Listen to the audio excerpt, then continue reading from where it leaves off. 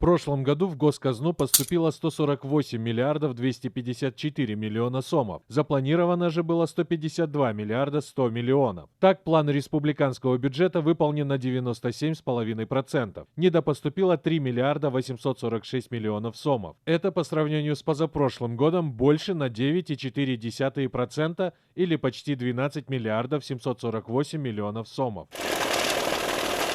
Показатели налоговых доходов выросли на 2,1%. Это при том, что сбор платежей полностью не выполнен налоговой и таможенной службами. ГНС недособрал доходов почти на 2 миллиарда сомов, ГТС – около 1,5 миллиардов. По неналоговым доходам поступление составило 29 миллиардов 65 миллионов сомов, при уточненном плане 28 миллиардов 482 миллионов сомов. То есть выполнение плана составило 102%. Или увеличение на 582 миллионов сомов. Неналоговых доходов составило 128,9%, или увеличение составило на 6 миллиардов 513 миллионов сомов.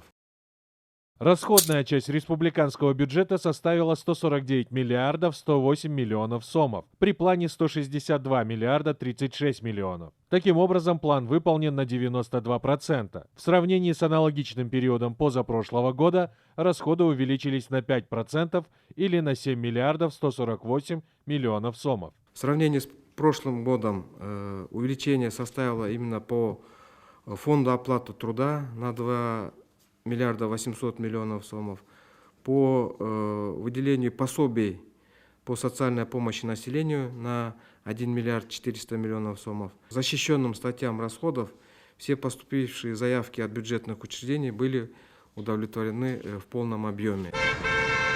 Удельный вес расходов на социальную сферу составил 34% или 50 миллиардов 702 миллиона сомов. На обслуживание госдолга было направлено чуть более 28 миллиардов сомов.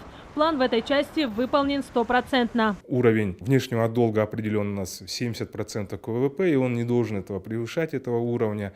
И данного превышения пока у нас нету. Поэтому я думаю, что в принципе, если мы будем стабильно получать налоговые доходы наши, значит, наш республиканский бюджет будет увеличиваться. Естественно, я думаю, выплат с внешним долгом проблем не составит. Учитывая доходы и расходы, бюджет исполнен с дефицитом в 854 миллиона сомов. Остаток в госказне составил почти 8,5 миллиардов.